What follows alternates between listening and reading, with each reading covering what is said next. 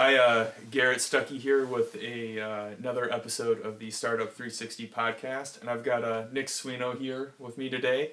So, Nick, I guess why don't we just start? Give me kind of a high-level overview of what you do and how you got here. Yeah, sounds good. Well, as we were chatting before the podcast started, I ended up back in Ann Arbor in 2006. I grew up here, lived really all over the country and all over the world. Lived in Tokyo for 4 years. Ended up in Traverse City, Michigan, and then since I've been involved in martial arts my whole life, I decided to come back and start a school. Ann Arbor seemed like a great place because A, there's a relatively affluent population, and B, there are a lot of people that are interested in culture and eclectic things. So I came back in 2006, opened a Japanese martial arts center, and that got me started thinking about marketing online because I wanted to fill the place. I learned websites and SEO with a good friend of mine, Don Pryor, and got pretty good at that. And so he and I started offering that professionally together. And today that business is known as Michigan SEO Group. That's sort of my day job. Martial arts is my evening job. And then there are a lot of peripheral things I do that are related to that, including I've written a number of books on several topics, including martial arts and marketing. Okay. And I'm very interested in personal development, whether that be body, mind, or spirit. Staying healthy, how that helps you live your life goals, keeping your mind active, and then being fulfilled as a person with good relationships, being a good part of your community. And as a result of that, of course, this podcast will come out after the event, but there'll be future events. I do an event called Permission, which is like a day-long rock concert, as I said earlier, with you as the guest of honor. Hopefully, if I do my job, everybody really enjoys a day of work on personal development in a very high-energy, supportive atmosphere. So those are sort of the high-level things that I do, along with a few other odds and ends. All right, great. So, well, let's kind of go back in time then. So you've started several schools at points and worked in martial arts your entire life. So what has that journey been like? Obviously, you ended up in Tokyo, which is awesome. So, right. Tell me a little bit more about all that. Well, it's a great question, and it's really the basis of who I am today. In 1968, so I'm 1,000 years old, and in 1968, I was a little kid with a big mouth. And my parents thought it'd be a really good idea to maybe give me some kind of self-defense classes. So they sent me to the Ann Arbor YMCA at that time. Now it's called the Ann Arbor Y. But it was called the YMCA at that time, to take judo classes. And I fell in love with judo. It was a crazy thing. But, I started it, absolutely loved it, stuck with it for a long time. And even as a pipsqueak, did really well in competitions. Discovered something about myself even at that age, which is I love being out in front of groups of people, which is really odd because I'm an introvert. I recharge my batteries by being alone, but being in a group of people energizes me, and I discovered that a lot of my classmates in judo would freeze in the competition environment, where I became more relaxed and alive, and I really did well there. And stayed with martial arts, all kinds of martial arts, for 20 years, and after grad school, moved to Tokyo to study and stayed there for 4 years, working half-time, 20 hours a week, and doing martial arts the rest of the time. Oh.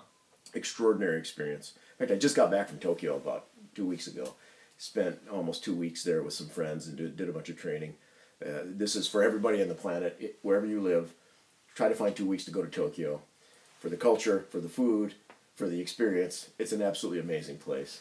Awesome. Yeah, I've never been there, so I'll definitely... I recommend it highly. So at any rate, I opened my first martial arts school in '93 up in Lansing after I got back from living in Tokyo.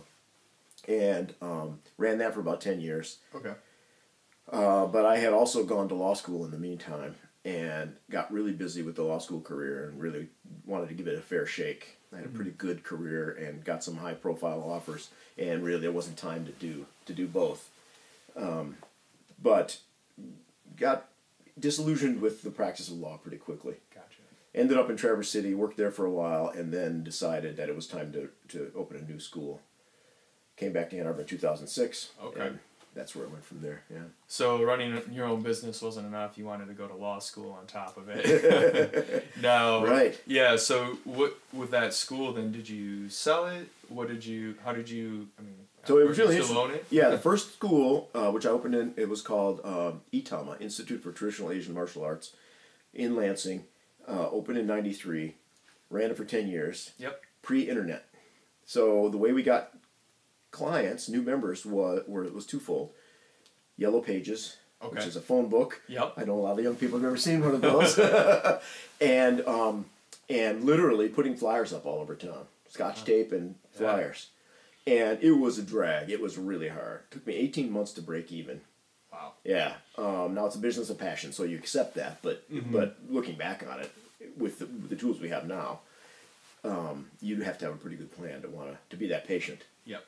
And never made a ton of money. I think at the apex of that school we had 40 enrolled students. Okay. And so, paid the bills and gave me a little pocket money, but that was it. Gotcha. Always did it for passion, but what happens with a passion business, eventually you get worn out. Yep. Because you have to do so many other things to support it. Mm-hmm. The funny thing is, the last time I saw industry statistics in the martial arts, about 60% of martial arts schools and clubs are funded by something else. Most people that run a martial arts school are not paying the bills.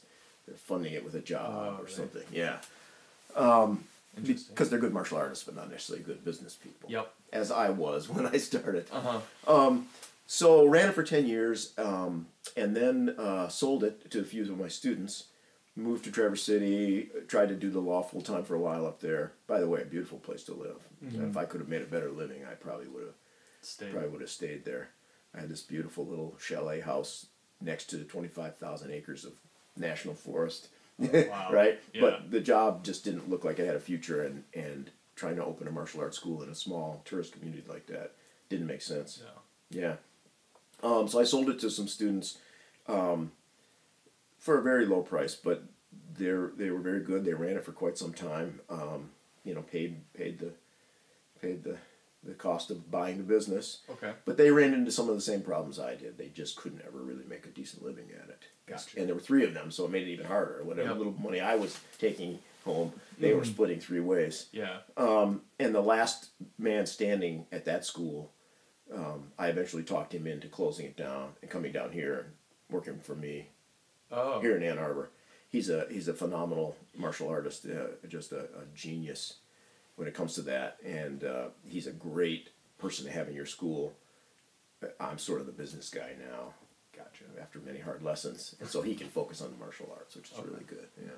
So this school now are you having that same kind of experience where it's more or less like kind of paying the bills, or have you found ways to make it more profitable, and what is kind of the difference there? Much smarter the second time. Okay. By the way, I helped out at other schools for a long time before I ever opened my own, so I had some experience in kind of the daily running of a school. Gotcha. That was my sort of first career as a martial artist. Then I opened a school, and then the second school. So when I came back to Ann Arbor and opened JMAC, I resolved from day one, I am not going to do this and make, $100 a month. It just, I understood how the burnout takes place. I'm not going to do it. Yep. So I committed right from the beginning that it was going to be a successful business venture as well as a very high quality martial arts center. Okay.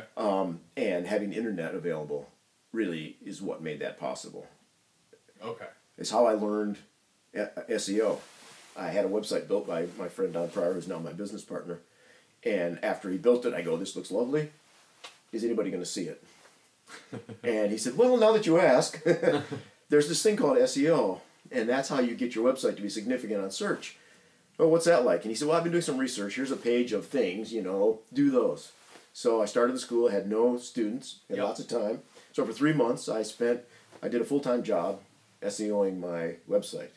And one day, lo and behold, after 3 months, I went to Google, naive browser, everything clear. I typed Japanese martial arts, and my center came up number 2 or 3. Awesome. And I had people in other cities and states do it, and they came back with the same results. And to this day, we're still up top of half of page 1 of Google. And search, as well as paid ads and social media, has been the bread and butter of that school now for 13 years. Gotcha. Yeah. And so it's doing well, Mm-hmm. and also basically spawned another business. Right. That's your you said you're 9 to 5. Yeah, yeah. So, the community has welcomed us, which has been wonderful. We've done great work online marketing it. And as a comparison, I think I said at my old school in Lansing, best day ever, 40 students. We're right around 135 students right now. oh wow. And, hoping to get a little bit bigger, but honestly, since we focus on quality, I'm really happy with the people that are there. Yeah. Cool. So so I guess talking about that, you said your quality is really good. Are you finding your students that come in generally stay for a long time? And what is that, I guess, kind of like churn rate and things like that? Well, the churn rate in the martial arts is very high. Yeah. Because for adults, it's because they have this fantasy about how good they're going to get, how quickly, and or maybe that's not fair, but I think the world is filled with people that want something and don't always recognize at the outset what kind of work is going to be involved in it. Yep. So kids stay a little bit longer because it's a little easier for parents to kind of write a check for their kids and not have to do the work, which is crazy because you'd think kids are more impulsive. Yeah. And actually that equation is a little more complicated. So more typically, kids who come in are going to stay a year, 2 years, 3 years. Yep. Adults, many of them are going to fade off quickly, but the ones that do stay for 5, 7. I focus on grown-ups. In other words, nothing wrong with college students, but they're very fickle as martial arts students. Yeah. They come and go, maybe a semester goes, they move away.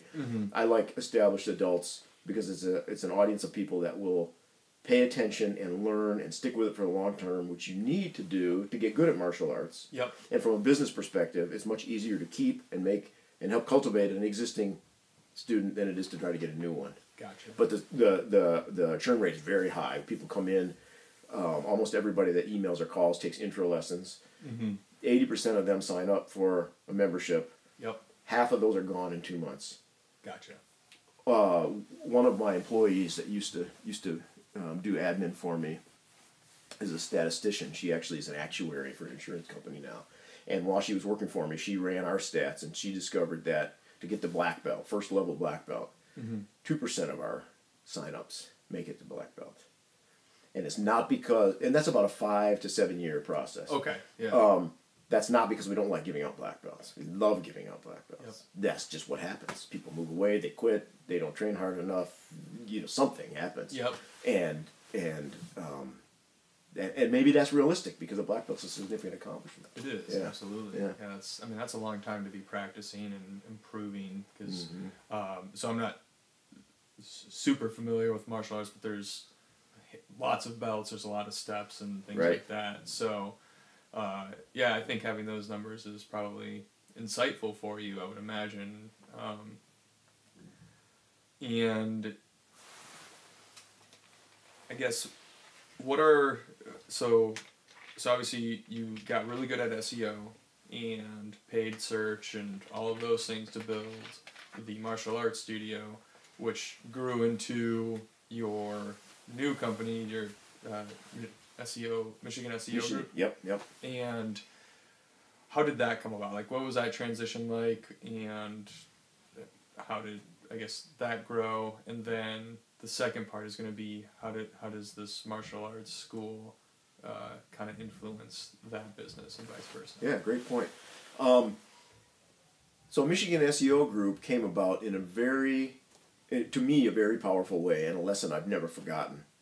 So as I was running JMAC, I'm doing everything every entrepreneur does to try to get business. Chamber of Commerce, online, telling my friends, even still some ads in old school conventional, and just everything you can imagine. Yep. That included networking groups. Okay. So I'd go to whatever ones you can think of, the paid ones, the free ones.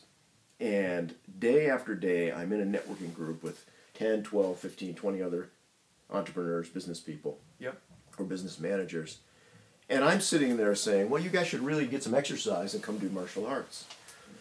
And it's not falling on deaf ears, and they all think that's very cool, but nobody ever takes the plunge. Yeah. And somehow I had the good fortune to actually listen sometimes, while everybody else is introducing themselves, and look at the theme. And what was the theme? Well, I'm having trouble getting enough visibility for my business. Not enough leads, not enough awareness, not enough sales. That's what you hear, because that's what they're there for. Yeah. Right? Presumably people that have enough of those aren't coming to the focus groups. They're servicing their clients. And one day it just dawned on me, I go, what the hell am I doing? You know, I'm in the wrong room to be selling martial arts. Yeah. But I'm not in the wrong room to tell people a story about how I marketed JMac and how I started to become successful and how I've had success on the internet. Yep. And that was a stunning moment for me, and I've never forgotten it. And I've been able to reuse that principle. Listen, right? Pay attention to what the world wants. Yep. You've probably seen that Venn diagram, right? What the world wants, what you're good at, what you can do profitably. Where those overlap is a great place to be. It is. Yeah, yeah. And so one day I just went to the thing and went to one of my networking meetings or focus groups, and I said, you know, you guys know I do martial arts. Here's how I told the story, but here's what I do every day to make it successful, to get people in the room. And I had an audience of people really interested. Yeah. And it took very little time to have somebody say, hey, let's do a one-on-one. I want to find out more about what you do and how I can help my business. Yep. And I sort of never looked back.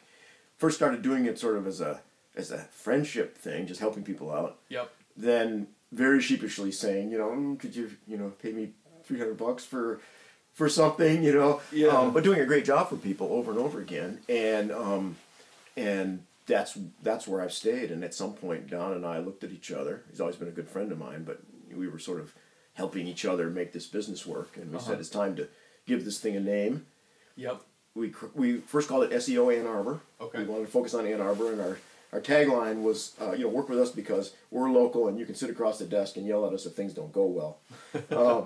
But now we're much bigger than what happened about, I don't know, 6-7 years ago. As we looked around and realized we had clients in other states, a few international clients, and we wanted a name that could encompass more. So we changed the name to Michigan SEO Group and created a logo that kind of looks like a globe with the map of the state of Michigan on it. Okay. To indicate that we're focused in Michigan, but we'll serve people all over the world. Gotcha. And yeah, that's still a big part of how we get business and networking. But our own internet presence is very powerful as well, and we get emails and calls because of that too. Okay, great. So obviously you switched from Ann Arbor to Michigan. Now, obviously with the internet, you can be international. I see you kind of try to hit that. Why not? I mean, Michigan is still small. Like, why did you still include Michigan? I think I know there's value in being local. Okay. Being close. There's a population of business owners that get frustrated when they talk to somebody in another country. Okay. Or another city. Yep. Even if they're doing good work for them, okay. They don't like that. They want to know who the human being is. Yeah. Especially in the service businesses. For whatever reason, it's a stereotype, rightly or wrongly. My experience of the world has been people that are in the service business, in the HVAC, the painting, the carpentry, if it's a business that serves people, yep. They like to be connected on a human level with their service providers. Yeah. That's what I think. And so many of those people have said that. Oh, I'm working with somebody in, North Carolina or Sri Lanka. Either way, I want somebody in the same city that I can sit down with. Gotcha. The beauty of that has been you get more done in a more compelling way when you're looking at somebody. Yep. And I've got great friendships. I've got business clients now who've been with us 7, 8, maybe 9 years. And they're great friends now. We do stuff together. Our families do things together. Oh, that's awesome. And that's a perk you probably wouldn't get if we were in Russia or even in Texas, right? Yeah. So, but you're still pulling in those international clients and those out-of-state clients as well. And is hot if I lived in Oregon, why would I and I see Michigan SEO Group, how are you pulling those people in, or is it just there would have to be some existing relationship. At least that's how it's worked for us. Maybe we've met somewhere at an event, or there's a referral. Yep. Or a local connection. One of the businesses we work is headquartered in California, but the in-laws live here, and that was enough to kind of create that, right? Yep. Our biggest international client, it's an industrial company, has branches and production facilities all over the world, but they had a facility in Howell, Michigan for a while. Gotcha. And it was a really interesting moment.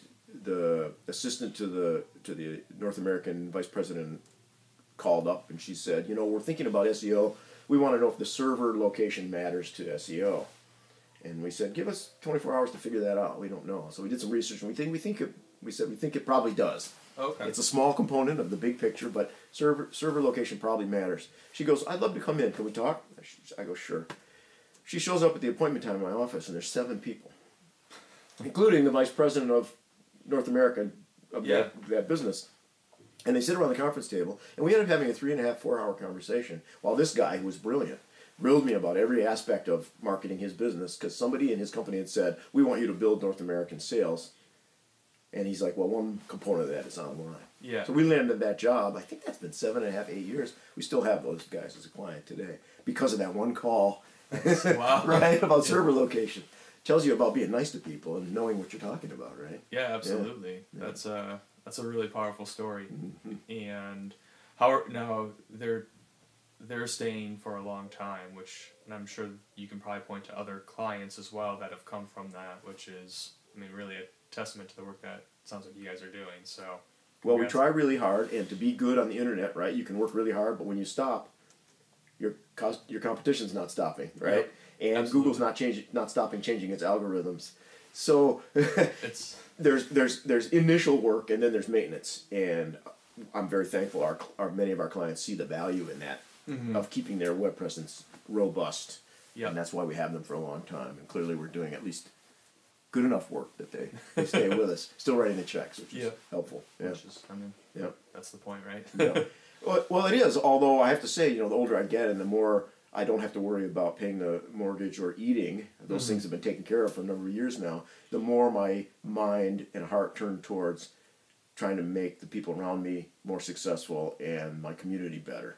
Okay. The luxury of being able to eat over a long period of time allows you to think about what I consider higher issues. Yep. And I get at least as much joy now from helping my employees learn and succeed, helping my clients thrive, and becoming friends with them. That's a really critical part. I'm not sure I would still love the business for the business without the humanity that's now found its way into it. Gotcha. Yeah.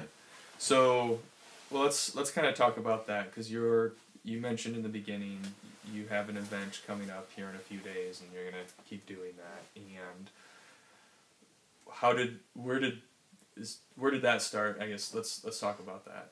So that all comes out of the martial arts journey. You kind of asked how that relates to these things.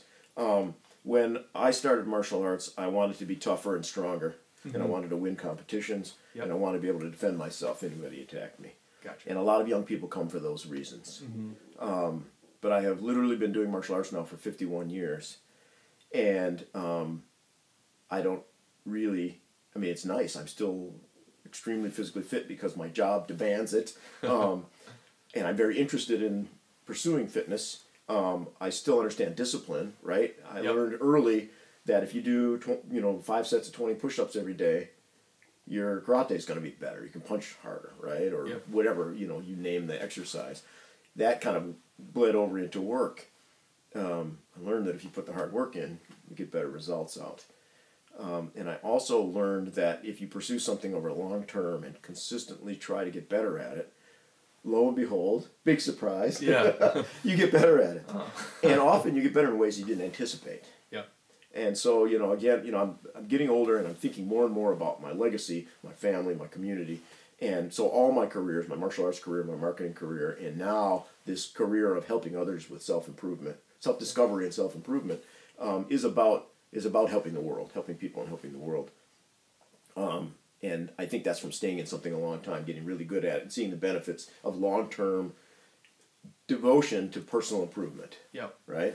There's some value to that I don't know, at least most of the younger people I know are a little impulsive and I've got ADHD too, so I get bored fast. Yep. But the things that I've thrived at are the things that I didn't quit, and I kept going, despite boredom or whatever. And so I'm happy to say I'm a high-level marketer. I'm good at martial arts. I'm good at helping people discover themselves and get better at it, and only because I keep doing it, I keep learning. Yeah. Yeah. So the event is called Permission. Called Permission. And it's an all-day event, and you're helping people, kind of figuring out like who are they, like what do they want to do, and giving them the tools to at least start down that path getting going. Right. Right. Right.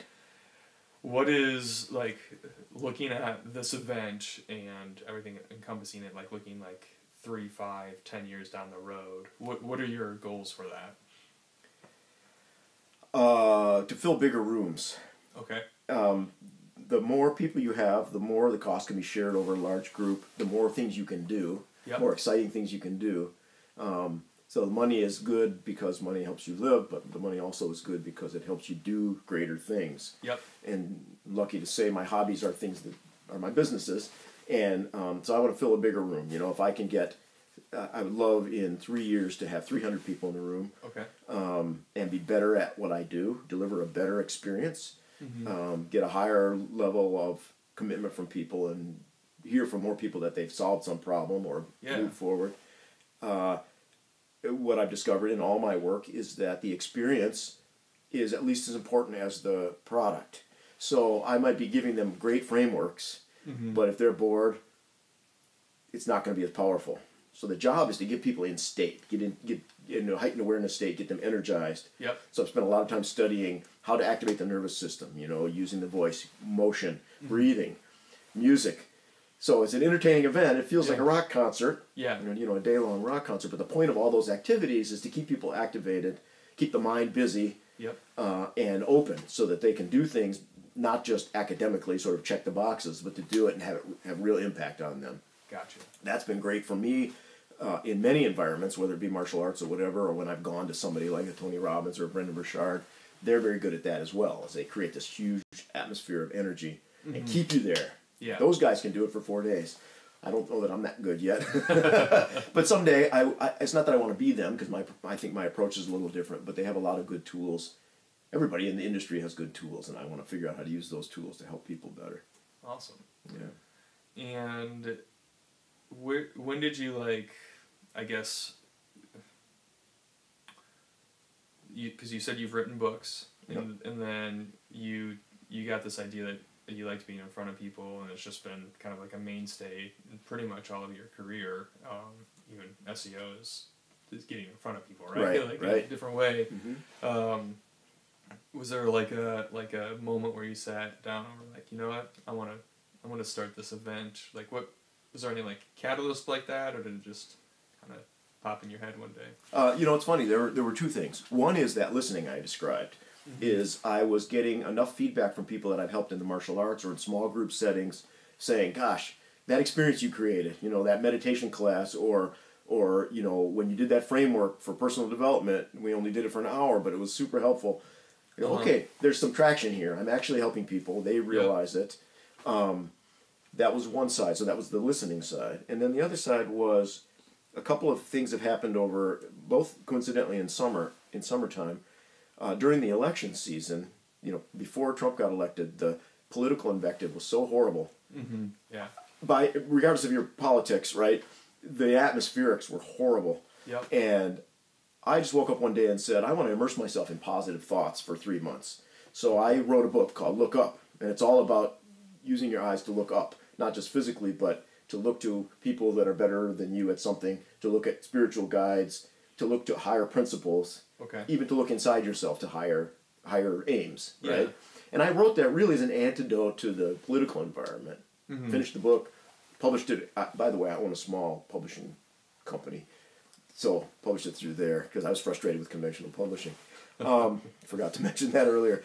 So that was one summer. I wrote that, got it done, put it out, and I'm going to give all my participants this book on Saturday. And then last summer, I was a little bit bored. I felt like I was just checking the boxes. My 87 hours a week of work wasn't keeping me busy enough. So, and I'd been dreaming of doing a big event like this for a long time. And I realized I was coping with a little bit of fear, right? Fear of embarrassment, fear of failure. And we all have it. Yep. I have it, but I don't like it. Yeah. And so I picked up the phone and I called Weber's in. And I said, Weber's, do you guys have a conference room that meets the following criteria? And they said, we sure do. How about a date? We figured out March 30th, 2019. And I said, here's my credit card. I want you to charge me now. what are you talking about? Usually when we get in there, we feed the people, we send you a bill. I'm like, nope, I'm paying for it. Row your boats on shore, burn them, right? Yeah. Because I will not do this if I don't commit. That's fantastic. And so I paid about $1,000 to reserve that room. You know, not life-changing money, but a nice chunk of change. And then I started telling everybody I was going to do this event, and I made a few moves, and then I was obligated, right? Yeah, so absolutely. that gave me about 9 months of prep and work. And there have definitely been weeks where I go, oh, God, do I really want to do this? But here we go. You know, 2 days I'll do the first one of this scale. And I'll have 50 people in the room, which is pretty good success, I think. I feel good about it. Absolutely.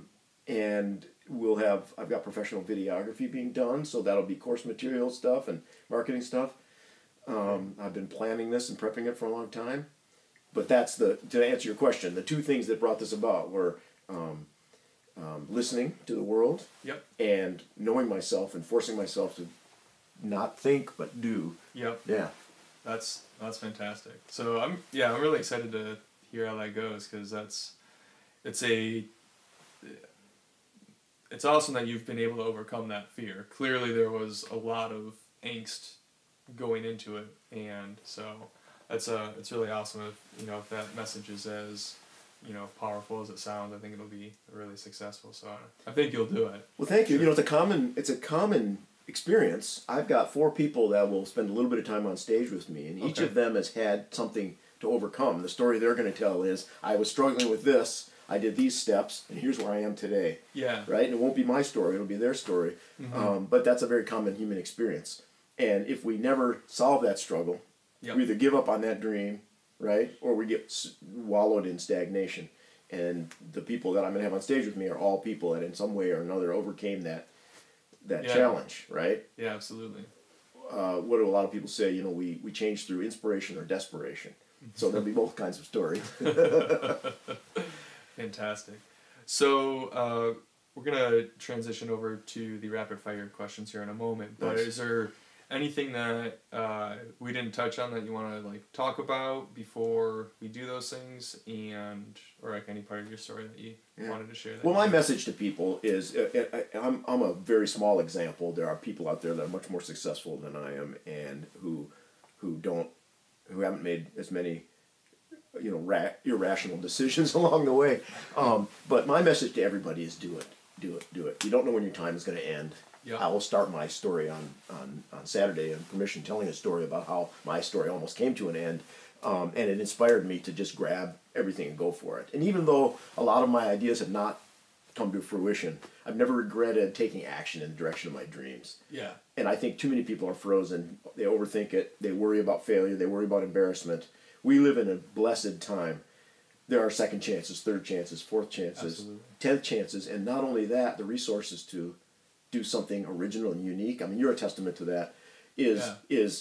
We've never had better resources to thrive than we do today. Yep. The only thing stopping any of us from doing something that we dream of is ourselves. And if I can contribute anything, say anything to people, it's do it, and if you need help, let me get you started, let me point you in the right direction. Yeah. And then there are people out there, and you'll be shocked at how many people are willing to devote a lot of energy and attention to helping you thrive. Absolutely. It's a abundant and blessed world, and you just got to start moving down that road. Yeah. I agree. That's I really like that. So, cool. So, all right. What is your best habit? Concentrated hard work. Fantastic. What are you bad at, and how do you solve it? I am bad at patience. Okay. And I am bad at impulsivity. In other words, I have a lot of impulses and I follow them up. I solve patience with acquired discipline. When I recognize I need to do something, I've figured out how to go back every day and keep doing it. I solve impulsivity by getting people around me who are a lot more sober and rational than I am. I don't mean sober than drinking sense, but just, hey, how are you going to pay for that? Or you sure that's such a good idea? So that solves my crazy entrepreneurial ADD. Awesome. Yeah.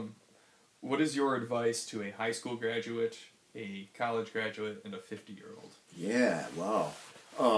High school graduate, go to college if you have a mission there. Mm-hmm.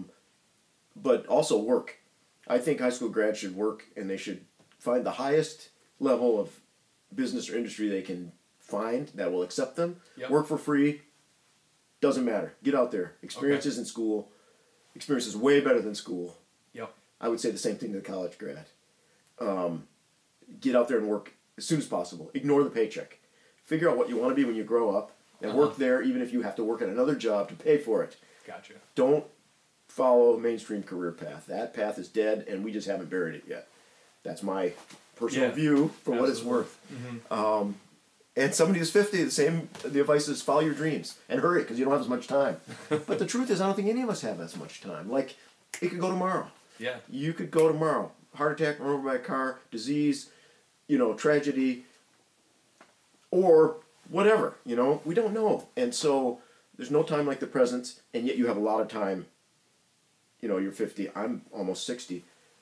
If everything came to a crashing halt and I had to start over, I would start over.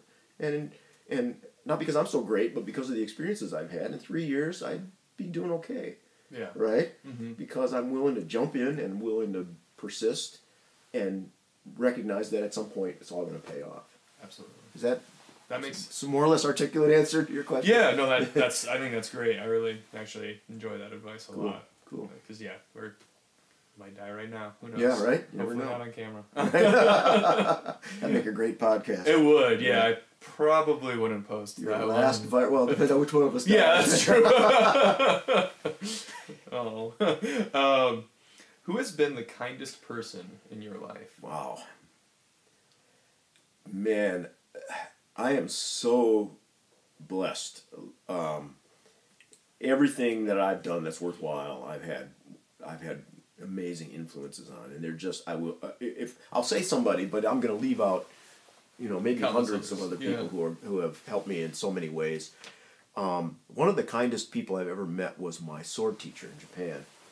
An incredibly disciplined human being with charisma.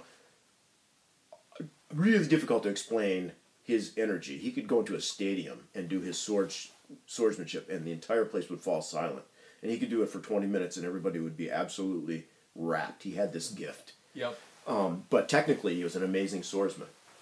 But, I trained with him for 4 years, and I'd go over to his house, and before practice, his wife would bring out tea and, cookies or whatever, and he'd be like, "Hey, Nick, how you doing?" Yeah, what's going on? You want a beer later? And the most genuine, kind, supportive human being I've trained with a lot of martial arts teachers. They've all been, many of them have been great. Nobody like that. He transformed me with his level of kindness. And I say I would absolutely not be the person I am today without that level of influence. That's awesome. Yeah. That's really cool. What is a question you wish I asked to all my guests? Ask all your guests the humanity question. What's the thing what's the thing in your heart that connects you to the world? It's a little bit hard to explain, right? But because you're in business, you got to ask about money, you got to ask about tactics, education, strategy, all really important and powerful. But the longevity, and I don't know if you've heard of Simon Sinek, probably. Mm-hmm. Start with why. Yep. The why is the animation. It's the glue. It's the thing that makes you passionate. It's the thing that keeps you going through hard times, and it's the thing that makes your existence valuable. And so, as I say, I'm a little older. That's probably more important to me than others. But I think if we can recognize it early, it's going to help the whole trip. Absolutely. So I guess what is your why, or what is the humanity? Yeah, what's the heart of what you do? What's your why? What's the heart of why do you do what you do? That's probably the question. And so why do you do what you do? It's for the people close to me and the people not so close to me, and for the community. I love helping. It makes it the old cliche about it's better to give than receive. Mm-hmm. I've lived long enough. Finally, that's true. I really prefer to help others because I'm doing okay. Awesome. Cool. So, what can the audience do to help you? They can go to my website. Okay. I have a number of them, but if they want to go to nicholassuino.com, Okay. Nicholas is spelled like Jack Nicholas, Nicklaus Suino Suino.com, and there you'll see all my harebrained stuff. You know, the books I've written, my projects. Right now, that site mostly features Permission, the event. Yep. But there's some content on there. Subscribe to the newsletter. Email me with questions. If I can help, I will. Follow Permission on Facebook. Okay. Or Power of Permission on LinkedIn. Just get in the loop. I'll try to provide value. And if at some point I do something that is worth showing up for, you'll know about it. Yeah. Fantastic. And then we'll put these in the show notes. We'll also have links to Michigan SEO Group and JMAC as well. So, if they want to reach out to you for those things. So, I guess, is there anything else that we need to know before we end this little conversation? No, I mean, thank you for doing this. This is just a wonderful opportunity to get the word out, for you to learn and share some great messages with the world. I can't wait to see these things come out, and you've got a follower now. Awesome. Well, I appreciate that, Nick. It's been really awesome, so thank you Great very questions. much. Thank you. Glad I came.